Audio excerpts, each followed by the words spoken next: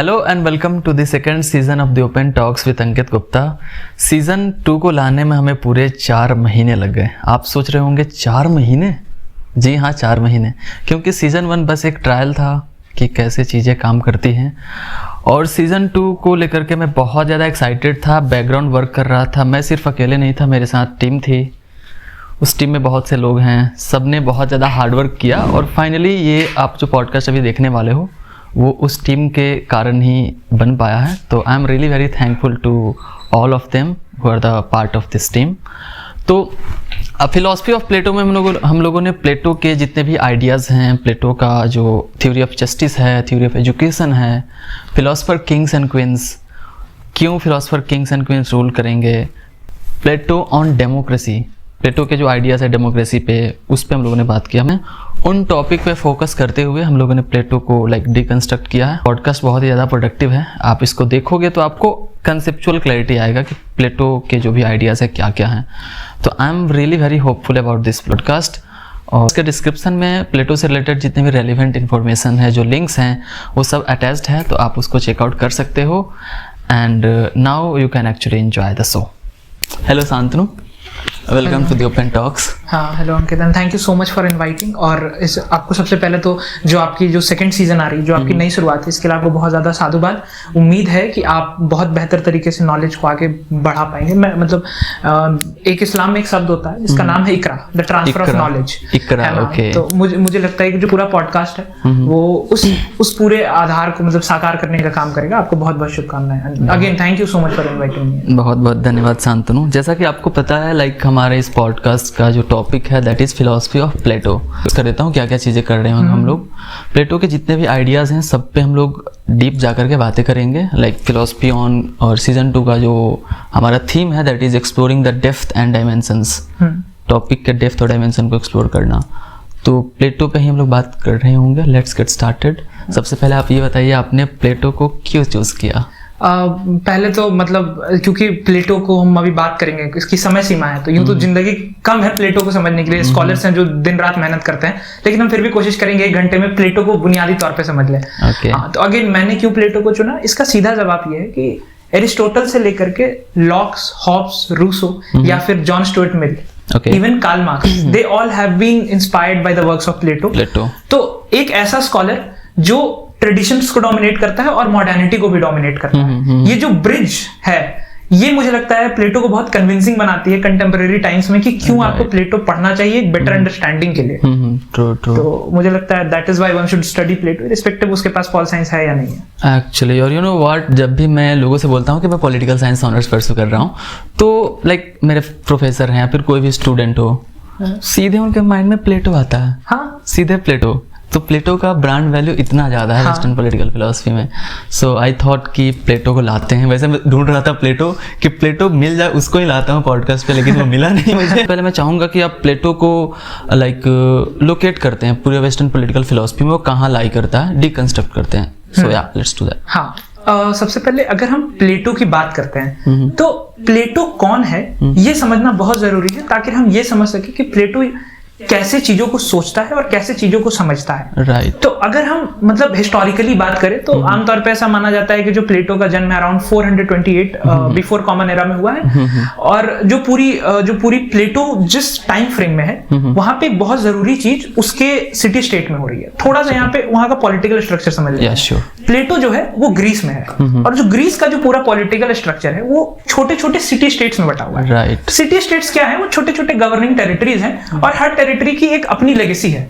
वहाँ का जो सिटी स्टेट है उसको आज के हम लोग अपने विलेज से कंपेयर कर सकते हैं या फिर डिस्ट्रिक्ट से कंपेयर कर सकते हैं, सॉर्ट ऑफ विलेज से कर सकते हैं। और उसका एक अपना पूरा गवर्नेंस मॉडल है, वो खुद में सस्टेनेबल है। ऑल्दो उनके बीच में इंटरचेंजेस हैं, मगर हर जो सिटी स्टेट है खुद में एक इंडिपेंडेंट यूनिट है। राइट। और उन्हीं सिटी स्टेट्स में से एक जो सिटी स्टेट है उसका नाम एथेंस। और एथेंस जो है उसमें सर्वशक्तिशाली सिटी स्टेट है। अब इंडिया में इसका अगर पैरेलल ड्रॉ करना है तो थोड़ा सा हम लोग जनपद महाजनपद की तरह देख सकते हैं, जिसमें हम कह सकते हैं कि एथेंस जो है मगध है, और उसी वक्त एक और, जैसे इंडिया में एक बार वैशाली का उदय हुआ था, उसी तरह एथेंस में स्पार्टा का उदय हुआ है। Sparta, okay. Athens and Sparta. हाँ, एथेंस एंड स्पार्टा। और मतलब वहां पे भी क्योंकि एक पावर स्ट्रक्चर है और उस पावर स्ट्रक्चर में 2 लोग हैं तो आपस में कॉन्फ्लिक्ट कर रहे हैं। मतलब एथेंस और स्पार्टा के बीच में लगातार कंपटीशन है, हु इज बेटर। और जब प्लेटो का जन्म होता है तो ये जो पूरा कॉन्फ्लिक्ट है ये अपनी पीक पर है, राइट, एथेंस वर्सेस स्पार्टा का। और वो जो पूरा कॉन्फ्लिक्ट है वो एक पेलोपोनियन वॉर उसको बोलते हैं, उसमें वो पूरा रिप्रेजेंट होता दिखता है। और जो प्लेटो की जो पूरी अंडरस्टैंडिंग है इसी वॉर के इर्द गिर्द शेप होती है। जब वो पहली बार एथेंस को हारते देखता है, in the land where you were born you find them losing, है ना, आपको अंदर से कहीं ना कहीं खोखला कर देगा। आपको रियलाइज होगा कि जो जमीन मेरी है वो जमीन शायद मेरी नहीं रही। क्यों? क्योंकि किसी दूसरे टेरिटरी ने मुझे कैप्चर कर लिया। तो वो प्लेटो के लाइफ में इतना उसने प्लेटो को इतना ऐसे इन्फ्लुएंस करा, अंदर से उसको लगा कि यार जो रूलर्स हैं दे आर करप्ट। हाँ, उसको ऐसा रियलाइज होना शुरू हो गया, फिर वो शायद लिखना स्टार्ट करता है, राइट? एग्जैक्टली। तो जो वो पूरा वॉर का इवेंट था, जब उसने देखा कि ये जो पूरा पॉलिटिकल स्ट्रक्चर है वो खराब है। अब खराब क्यों है? क्योंकि जो पूरा सिस्टम है वो इनजस्टिस के इर्द गिर्द चल रहा है, उसमें अन्याय है, उसमें करप्शन है, उसमें जो इन्फ्लुएंशियल लोग हैं वो अपने सिटी स्टेट्स को बेच दे रहे हैं अपने पर्सनल इंटरेस्ट के लिए। Right right right. तो वहीं से प्लेटो के जो दो जरूरी सिद्धांत निकलते हैं। पहला कि आइडिया ऑफ जस्टिस उसका बहुत इंपॉर्टेंट है। आइडिया ऑफ जस्टिस के बेस पे वो चाहता है कि हम एक ऐसी सिटी स्टेट बनाएं जो बिल्कुल न्याय संगत हो, जिसमें जस्टिस जो हो सबसे डोमिनेंट कॉर्नरस्टोन हो, जस्टिस हो, और उसके अलावा अगर कुछ और हो तो एक हो absence of democracy. Justice and absence of democracy, इसके बारे में हम लोग एक एक करके बात करेंगे। What is the Plato's idea of justice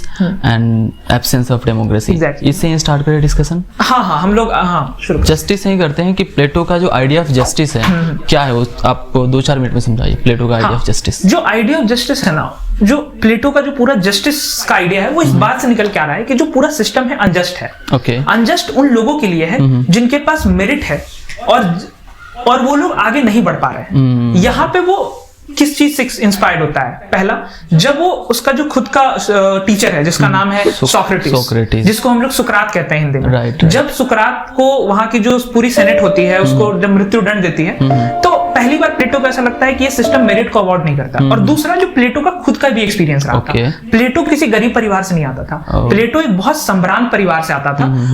उसका जहां जन्म हुआ था बहुत एरिस्टोक्रेटिक फैमिली थी, उनके लोग सेनेट में बैठे हुए थे। बाद में उनके पिता का बचपन में देहांत हो जाता है, उनकी माँ दोबारा से शादी कर लेती है, मगर एक अच्छा संबंध उनके परिवार से रहता है और उनको बाकायदा ट्रेन किया जाता है कि आप उस पूरे स्ट्रक्चर को क्लाइम कीजिए और बाद में आप सेनेट में पोजीशन लीजिए अपने सौतेले पिताजी के बिहाफ पर। लेकिन जो again destiny takes its own course और प्लेटो सोक्रेटिस के हत्थे लग जाते हैं और सोक्रेटिस जैसा बदनाम थे उन्होंने प्लेटो को भ्रष्ट कर दिया उस वक्त की भाषा में। इसको हम लोग ऐसे कंपेयर कर सकते हैं क्या कि कौटिल्य एंड इंडियन फिलोसफर से अगर कंपेयर करें तो? हाँ, मतलब हम कह सकते हैं कि Socrates turned out to be Kautilya of Plato. हाँ, तो इस तरह से सोक्रेटिस ने भ्रष्ट कर दिया और कहीं ना कहीं जो वो पूरा एसेसिनेशन था उसका सोक्रेटिस का, और उसके बाद जिस तरह से पूरी इंजस्टिस के सिस्टम को उसने देखा, उसे ऐसा लगा कि एक ऐसी सोसाइटी बने जो मेरिट को अवॉर्ड करे, जो जस्टिस को अवॉर्ड करे। अब यहीं से वो देखता है कि किस प्रकार से आपको एक स्कॉलरी ट्रेडिशन को सम्मान देना होगा, आपको एक ऐसा कल्चर बनाना होगा जहां इंटेलेक्चुअल्स का एंगेजमेंट हो, क्योंकि जो पूरा सिस्टम है वहां अपने घर वालों को करप्ट होते देखता है। उसमें वो देखता है कि कैसे वॉर्स हार रही है लगातार उसकी मातृभूमि। तो कहीं ना कहीं वहां से उसका पूरा आइडिया ऑफ, तो आप समझाइए कि प्लेटो का आइडिया ऑफ जस्टिस क्या है। अगर शॉर्ट में समझाना होगा, आसान भाषा में समझाना होगा, तो कैसे वो समझ सकते हैं idea of justice? Idea of justice जो है, सबसे पहले समझ लेते हैं वो निकल के कहां से आ रहा है। एक बहुत सेलिब्रेटेड किताब है प्लेटो की जिसका नाम रिपब्लिक है, the Republic in pursuit of justice. हाँ, एग्जैक्टली। जो रिपब्लिक है उसका जो पूरा जो किताब, उसका जो कॉर्नरस्टोन है वही जस्टिस पे सेंटर्ड। और जो प्लेटो है वो सोक्रेटिस से इंस्पायर्ड था, और जो सोक्रेटिस था वो इस बात में मानता था कि जो भी ट्रुथ है, जो एब्सोल्यूट ट्रुथ है, वो हमेशा प्रिवेल करना चाहिए, और वो एब्सोल्यूट ट्रुथ डायलेक्टिक्स के मीडियम से, मतलब डायलॉग्स, एग्जैक्टली, डिबेट, डिस्कशन। हाँ, जैसे हम और आप बैठे हैं, मैं एक ओपिनियन लेके आऊंगा, अंकित एक ओपिनियन लेकर के आएंगे, और जो सच होगा कहीं बीच का होगा या कोई एक साथ जीत जाएगा। ओके। तो यहीं पर जो पहला जो जस्टिस का एक्सपीरियंस है वो प्लेटो लिखता है कि हमें एक जस्ट सोसाइटी बनानी है जो ट्रुथ पर आधारित हो। और ट्रुथ कैसे अचीव होगा? ट्रुथ इसी डायलेक्टिक्स के माध्यम से अचीव होगा, डायलॉग्स के माध्यम से अचीव होगा। और ये जो पूरा डायलॉग का माध्यम है, इसी रूपरेखा में पूरी तरह से जो रिपब्लिक है वो लिखी हुई है। अगर आप देखेंगे वहां पे कुछ कुछ किरदार हैं जो उस वक्त के इंटेलेक्चुअल्स हैं, सोफिस्ट हैं, उसके बाद परमानेंस हैं, इस तरह के पॉलीमार्कस हैं, बहुत सेलिब्रेटेड पॉलीमार्कस उस वक्त के इंटेलेक्चुअल रहे हैं। पॉलीमार्कस से ही उनकी बहुत अच्छी डिबेट है कि न्याय क्या है। तो इस तरह से जो पूरी डिबेट उसमें चलती है, तो उसमें कुछ 2-3 पॉपुलर डिबेट्स बच्चों के लिए मैं बता दूं कि 2-3 जो पॉपुलर डिबेट है, एक तो पॉलीमार्कस की बहुत अच्छी डिबेट है जिसको हम लोग आमतौर पे भी यही बोलते हैं कि मतलब जस्टिस का मतलब हमारे लिए भी पॉलीमार्कस ही है, समवेयर क्लोज टू, कि गिविंग एवरीवन देयर ड्यू, कि अंकित का ड्यू 10 यूनिट है तो मैं अंकित को 10 यूनिट का ड्यू दूंगा। वो जस्टिस है, वो जस्टिस पॉलीमार्कस के अकॉर्डिंग। हाँ, पॉलीमार्कस के according. I will just take few seconds. Like हम लोग ये डिस्कस कर रहे हैं कि प्लेटो का जो आइडिया ऑफ जस्टिस है उस पर ड्राइव करने के लिए उसने डायलेक्ट्रिक्स का यूज किया, अलग अलग कैरेक्टर्स का यूज किया है, और उसके बेसिस पे वो फाइनल बताता है कि जस्टिस क्या है, 2 टर्म में, individual justice and state justice. उसमें हम लोग आराम से धीरे धीरे अभी हम लोग उस डिबेट में चल रहे हैं, तो डोंट गेट कंफ्यूज्ड। एग्जैक्टली, हाँ, कि उस डिबेट में चल रहे हैं कि वहां तक वो ड्रॉ कैसे कर रहा है। वो वहां पे देख रहा है कि मतलब फिर वो पूरी डिबेट अनफोल्ड होती है जिसमें वो लगातार क्वेश्चन करता है, जैसे इसी गिविंग एवरीवन देयर ड्यू, तो वो बहुत अच्छा कहता है कि यार एक ऐसा इंसान है जिसका खुद पे कंट्रोल नहीं है, तो आप उसको वेपन थोड़ी दे दोगे, तो अगर आप उसको ड्यू कैसे दे दोगे। फिर एक उस वक्त के जो पूरे डिस्कोर्स में सोफिस्ट बहुत डोमिनेंट थे। अच्छा, इसमें कोई एक और है who is saying कि doing good to your friend, doing bad to your enemy। हाँ, इस तरह के बहुत अलग अलग उसमें किरदार हैं। तो ये उस वक्त के बहुत डोमिनेंट डिस्कोर्सेस थे। प्लेटो हर किसी को क्वेश्चन करता है, उनके आइडियाज को क्वेश्चन करता है, और इस बात पे निकलता है कि जो जस्टिस है वास्तव में ये है कि जो भी व्यक्ति है वो अपने फुल पोटेंशियल को रियलाइज करे, उसको यूटिलाइज करे, और स्टेट पूरा उनके फुल प्रोटेक्शन को फैसिलिटेट करे। ओके, जो भी उनके फुल ऑफ देयर एबिलिटीज है उनको एक्सरसाइज करें। अब यहीं से जो का आइडिया है इंडिविजुअल पे निकल के आता है जस्टिस का, कि इंडिविजुअल के लिए जस्टिस क्या है। मैंने यही कहा कि आइडिया ऑफ जस्टिस इंडिविजुअल के लिए वो है जहां पर उसका जो फुल ऑफ द नेचर है, जो ट्रूएस्ट ऑफ देयर नेचर है, वो एक्सप्रेस हो। इसको आसान भाषा में अगर हम लोग ऐसा समझने की कोशिश करें कि प्लेटो का आइडिया ऑफ जस्टिस को 2 लेवल पे समझते हैं, individual justice and state justice, right. Individual justice वो है कि अगर मुझे पॉडकास्ट करके अच्छा लगता है, मुझे लगता है कि I am utilising my potential, तो शायद I am doing justice with my individuality. हाँ, कंटेम्परेरी सेंस में ये हो सकता है, लेकिन प्लेटो जिस दौर में लिख रहा है उसमें उसका ये कहना है कि क्योंकि हमें थोड़ा उस दौर को समझना होगा, वहाँ हर व्यक्ति अभी एथेंस युद्ध हारी है, वहाँ हर व्यक्ति स्कार्सिटी से जूझ रहा है, बहुत एनार्की है, करप्शन है, कोई किसी की सुन नहीं रहा है क्योंकि इनएलिजिबल लोग हर जगह बैठे हुए हैं। तो उसका कहना है कि हर इंडिविजुअल में एक ट्रू नेचर होता है, उस ट्रू नेचर को इसको अचीव करना होगा। जैसे अगर आप पॉडकास्ट कर रहे हैं तो आपका ट्रू नेचर होगा कि आप सोच सकते हैं, समझ सकते हैं, तभी आप पॉडकास्ट कर सकते हैं, नहीं कर रहे हैं। तो इंडिविजुअल को कहता है कि हर इंडिविजुअल में 3 किरदार होते हैं। क्या होते हैं वो सबसे जो उसका बहुत इंपॉर्टेंट है, पहला रैशनल कि वो सोच सकता है, दूसरा करेज कि वो लड़ सकता है, तीसरा एपेटाइट कि वो आमतौर पर हम एपेटाइट को बहुत पूंजीवादी समाज में या समाजवादी समाज में बहुत हीन नजर से देखते हैं कि एपेटाइट का मतलब होता है ग्रीड, ये सारी चीजें। उस तरह से वो उसको नहीं देखता। उसका कहना है कि डिजायर्स और ग्रीड की भी अपनी जगह है। If someone has to occupy then someone has to fund it, right. अगर वो फंड नहीं करेगा तो राजा उसको ऑक्यूपाई कैसे करेगा। तो वो कह रहा है हर व्यक्ति का एक ट्रू नेचर होता है, उस ट्रू नेचर को अचीव करना होगा। इन्हीं 3 डोमिनेंट फोर्सेस में कोई एक जो होगा, यूं तो हर इंडिविजुअल में 3 होंगे, लेकिन कोई एक ऐसा होगा जो बहुत डोमिनेंट फोर्स होगा। उस डोमिनेंट फोर्स को जो सोसाइटी है, जो स्टेट है, प्रोटेक्ट करे, उसे फैसिलिटेट करे। अब इस तरह से वो पूरा सिस्टम होगा जब ऐसे लोग जो अपने ट्रू नेचर से लॉयल रहेंगे, जब ऊपर तक पहुंचेंगे तो एक ऐसी सोसाइटी डिजाइन होगी जो न्याय होगी, जो जस्टिस के आइडियाज पे चलती होगी। और यही जो इंडिविजुअल जस्टिस है, इसको लार्जर एक्सप्रेशन में जस्टिस ऑफ द स्टेट कहते हैं, जहां पे एक ऐसा राज्य बने जहां लोग अपने पोटेंशियल के हिसाब से सब चीजों को करे और स्टेट उस पूरे पोटेंशियल को फैसिलिटेट करे, जो एजुकेशन सिस्टम के थ्रू होगा, टैक्सेशन के थ्रू होगा और बाकी सारी चीजों के थ्रू होगा। अभी हम लोग एजुकेशन सिस्टम पे भी आएंगे आराम से। सो अगर इसको हम लोग ऐसा देखें, अगर मैं सिंप्लीफाई करने की कोशिश करूं, तो प्लेटो का जो आइडिया ऑफ जस्टिस है उसके 2 एंगल हैं, इंडिविजुअल एंड स्टेट। एंड उसमें अगर कुछ कीवर्ड्स की बात करें तो डिवीजन ऑफ लेबर उसमें है, फंक्शनल स्पेशलाइजेशन है। ये 2-3 कीवर्ड है जिससे आप जैसे हम लोगों ने डिटेल में बात किया कि क्या क्या चीज़ें हैं, इंडिविजुअल लेवल पे जस्टिस का क्या मतलब हुआ, स्टेट लेवल पे क्या जस्टिस का मतलब हुआ। लेकिन अगर सब पूरे डिस्कशन को हम लोग सम अप करने की कोशिश करें तो division of labour, functional specialisation, ये सारी चीजें हैं प्लेटो के जस्टिस पे। एग्जैक्टली। अब यहीं पर क्योंकि अब हम इसमें समझ लेते हैं कि जैसे आपने बोला कि जो स्पेशलाइजेशन है वो कैसे डिसाइड होगा। तो वही अगेन वो कहता है कि हर इंडिविजुअल, स्टेट सबको फंड करे, हर किसी को एजुकेशन दे, और बाकायदा पूरी तरह से उनका एक पूरा टेस्ट हो और हर लेवल पे जाके टेस्ट हो। उसके बाद जो एक इंडिविजुअल है, जब उसका ट्रू नेचर निकल के आए, जब वो लगातार टेस्ट को सर्वाइव करता जाए और वो बेहतर से बेहतर बनता जाए और एक ऐसे आइडिया पर पहुंचे जहां पर वो दुनिया जान जाए, वो ट्रुथ जान जाए, वो सच जान जाए, तब उसे राजा बना देना चाहिए। अगर वो इतना दूर ना समझ पाए तब तो उसे सैनिक बना देना चाहिए। अगर वो कुछ ना समझ पाए, बेसिक एलिमेंट्स पे ही रह जाए, तो उसे प्रोड्यूसर क्लास बना दीजिए। वो जनरल दुनियादारी समझेगा, उन चीजों को उस हिसाब से सोचेगा, समझेगा, करेगा, और उसके बाद वो फिर आगे बढ़ेगा। इससे सोसाइटी में कहीं ना कहीं एक बहुत जस्ट सिस्टम रहेगा, एक जस्ट सोसाइटी रहेगी, सभी लाइफ ऑफ यूडिमोनिया एंजॉय कर पाएंगे। एग्जैक्टली।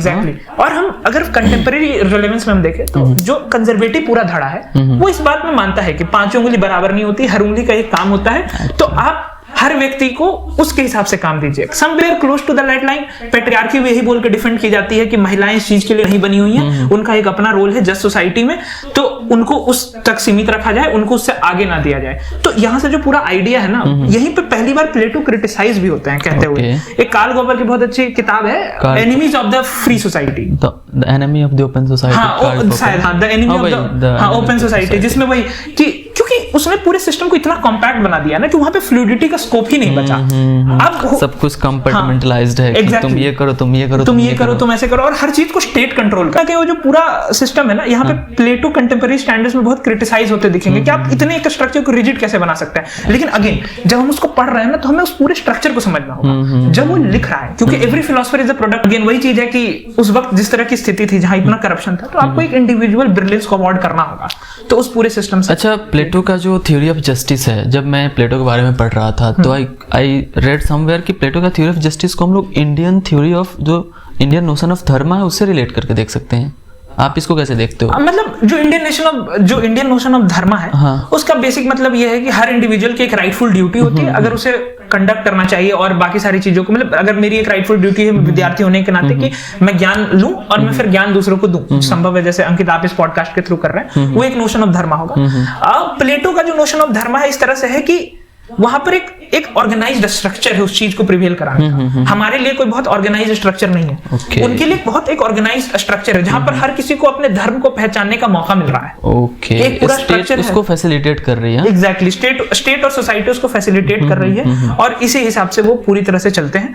अब क्योंकि हमने ठीक ठाक इंडिविजुअल जस्टिस पे बात कर ली है, जस्टिस का आई गेस ठीक ठाक डिस्कशन हो चुका है, इंडिविजुअल के लिहाज से हो चुका है। हाँ, स्टेट पे थोड़ा सा मूव ऑन करते हैं। बिल्कुल, अब हम स्टेट के जस्टिस पर आते हैं।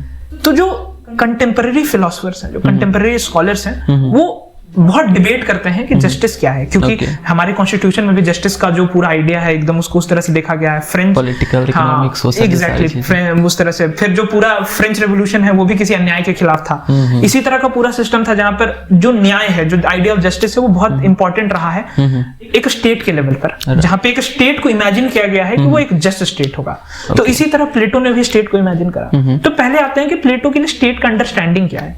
आमतौर पर हम थ्योरीज को देखते हैं कि एक सोशल कॉन्ट्रैक्ट थ्योरी है, एक डिवाइन थ्योरी है, इस तरह की मॉडर्न थ्योरीज हैं, एंशिएंट थ्योरीज है। वही एक उसकी भी एक थ्योरी है जिसको आमतौर पे हम इस तरह से रिलेट कर सकते हैं कि जो पूरी थ्योरी है वो इस आधार पे बेस्ड है कि हर इंडिविजुअल जो है वो इंडिविजुअली कैपेबल नहीं है किसी चीज को करने के लिए, तो वो एक दूसरे पे म्यूचुअली डिपेंडेंट है। फॉर एग्जांपल, आप ज्ञान बांटने के लिए किसी पे आप जैसे नॉलेज बांट रहे हैं, ठीक, लेकिन आप भी किसी से नॉलेज ले रहे होंगे, आप उस पे डिपेंडेंट है, आप बांटने वाले पे डिपेंडेंट है, कोई आपसे लेने वाला डिपेंडेंट है। तो इस तरह के एक जहां पे हर इंडिविजुअल की एक अपनी इंडिपेंडेंट रिक्वायरमेंट्स है, हर क्लास एक दूसरे पे कनेक्टेड है, पोटेंशियल है, हर दूसरे से एक दूसरे से कनेक्टेड है। तो वहां पर स्टेट की बहुत जरूरी नेसेसिटी आ जाती है जहां पे एक ऐसी सोसाइटी हो जहां पर हर व्यक्ति अपने इंडिविजुअल जस्टिस वाली बात, अपने ट्रू नेचर से लॉयल रहे, एक दूसरे से कोऑपरेट करे और सारी चीजों को आगे करे।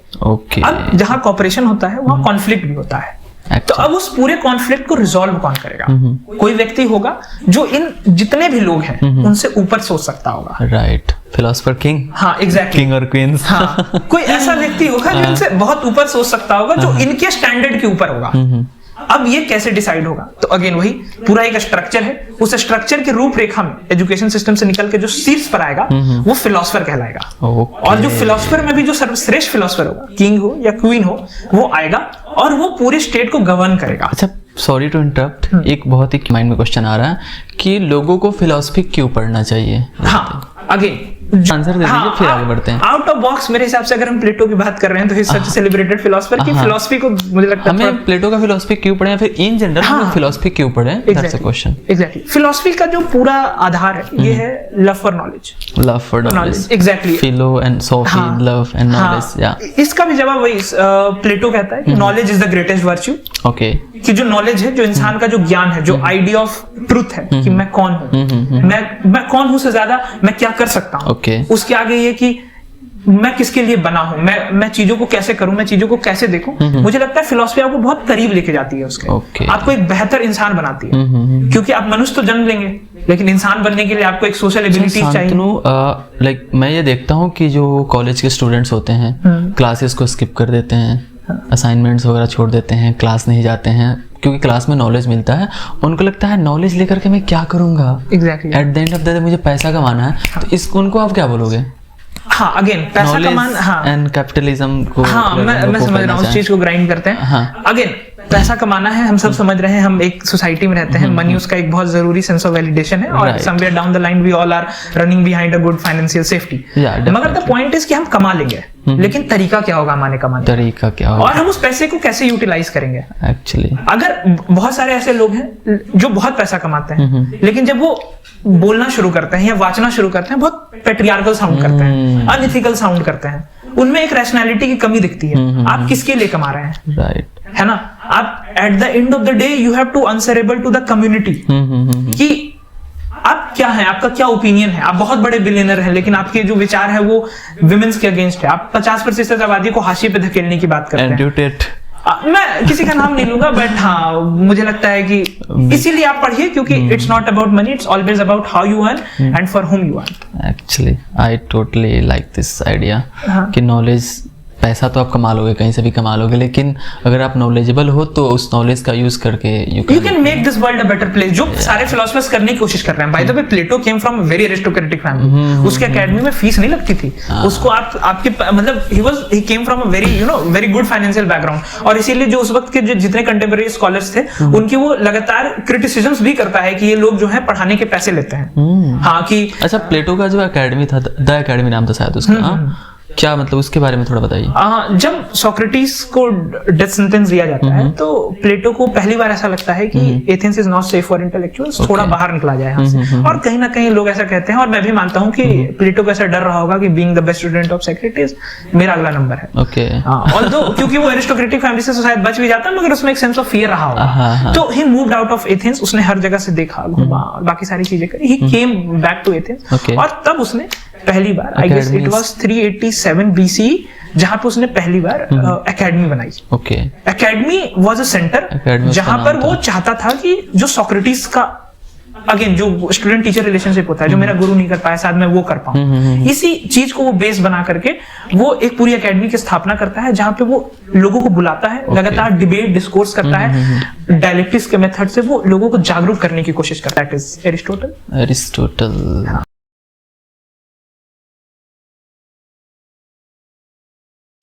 आई होप आपको प्लेटो पे जो पॉडकास्ट है वो आपको पसंद आया होगा, आपको कुछ ना कुछ वैल्यू यहाँ पे मिला होगा। अगर आपको वैल्यू मिला तो please do let me know in the comment section. अपने आइडियाज़ को शेयर कर सकते हो, एक हेल्दी एक फ्रूटफुल डिस्कशन कर सकते हैं हम लोग प्लेटो के आइडियाज़ पे। सीज़न 2 का पहला एपिसोड था। सीज़न 2 में और भी एपिसोड्स प्लान्ड हैं, Aristotle, Machiavelli, Hobbes, Locke, Rousseau, सबको हम लोग लेकर के एक करके आ रहे होंगे। तो मैं आपको मिलूंगा सीज़न 2 के एपिसोड नंबर 2 में, philosophy of Aristotle. Until then, stay happy, stay healthy, and stay curious. Thank you so much.